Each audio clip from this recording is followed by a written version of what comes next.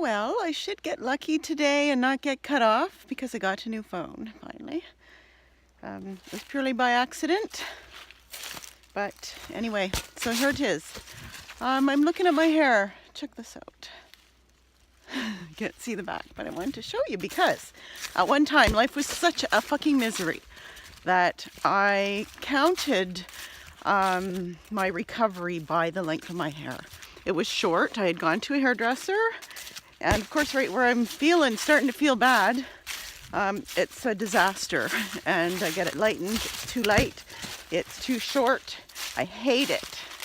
And I'm thinking by the time my hair is long, my life is going to be good. And that is the way it went. And now it's just getting longer and longer. I'm going to grow it about another 4 inches at least. Maybe even longer than that. Maybe a foot. And it just keeps getting better and better. And the best thing is that I control that these days. Things in my life right now even do make me nervous sometimes. But I know I'm aware now, and I know that I will never let my life get out of control the way I did before. So, this video is for all of you girls and boys out there who haven't got a whole lot of hope and have got a long road to go before you're out of the fucking shithole that is dealing with cluster B. That's what I call it. I know there's other names, and there's probably, you can get technical. Let's just say we all know. If you're here, then you know what I'm talking about. So that was the one thing that I hadn't meant to say that I'm going to tell you that I said. What I had wanted to say is I was reading a post today from a girl, and the misery, the fucking hell this man has willingly put her through. Sorry, this might be a little on the blue side, but anyway, the misery and hell that this man has put her through makes me cry inside, because I do remember those days well. And the hurt is beyond belief when someone messes with you that way with such pure fucking delight. Oh my God, and selfishness. But what hurts me the most to read it is that the woundedness that you can feel about her, and the little baby steps and trepidation and hesitation to do what she needs to do for herself. And I'm not saying this to call her down. It happens to all of us. All of us decent people. It's why we're in the mess.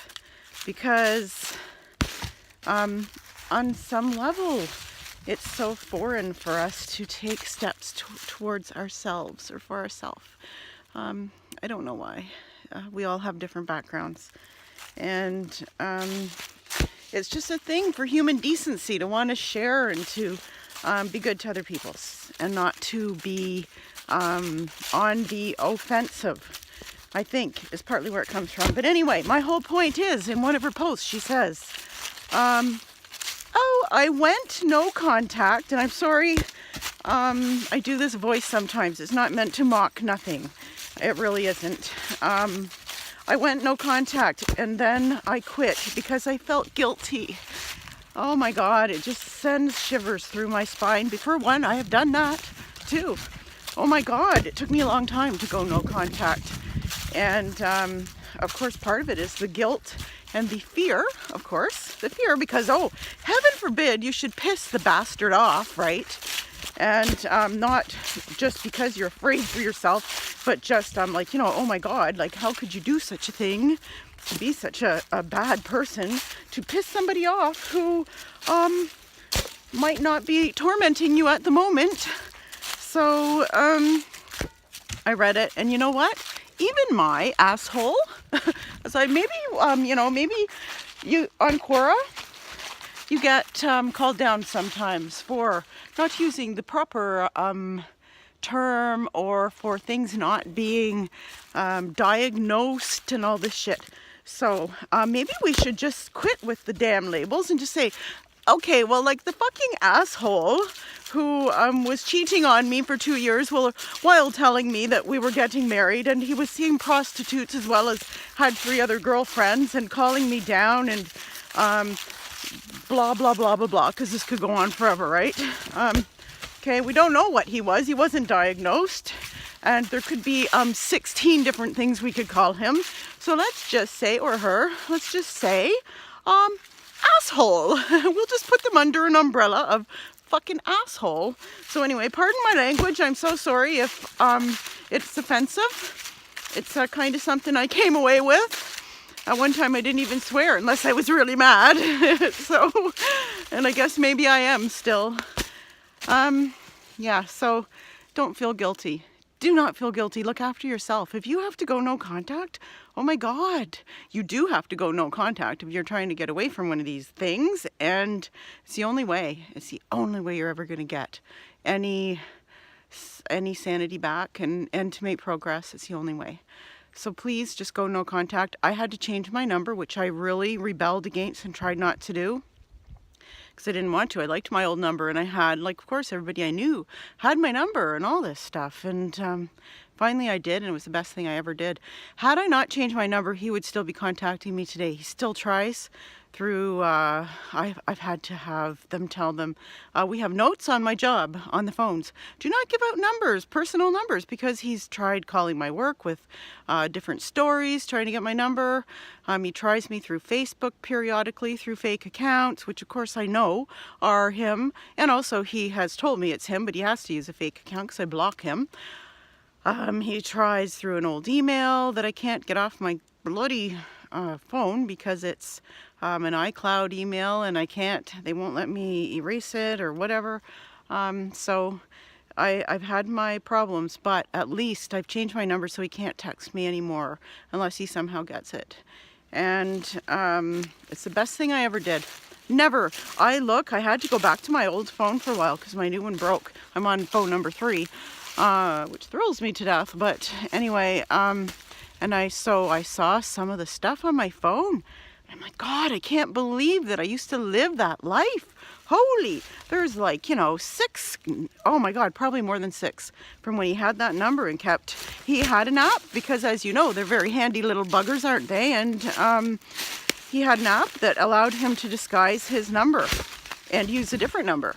So, I mean, I couldn't block him. He just kept contacting me through another one, and he'd send me stupid texts. Or there, of course, were the abusive ones, which I never looked at, but they were beyond belief. I look at them now and I think, oh my God, I can't believe this, that I allowed somebody to talk to me that way. Oh, I love my glasses, eh? Oh my God. So anyways, they're like crooked. I have to go like this. Anyway, that I allowed somebody to talk to me that way. And somebody who was supposed to be my soulmate and in love with me, just unreal. So please do not feel bad. If you go no contact, don't feel guilty. You don't need to feel no guilt about it.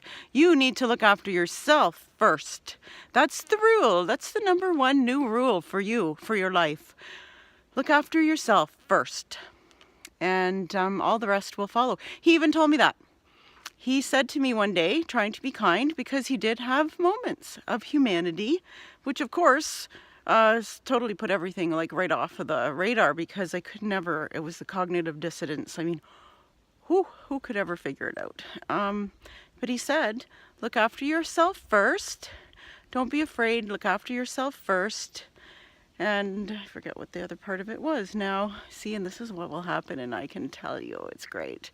You will forget. You absolutely will forget. I had so much burnt into my head that I was like beyond functioning. I couldn't even for a while. I was just like one fucking raw piece of hamburger.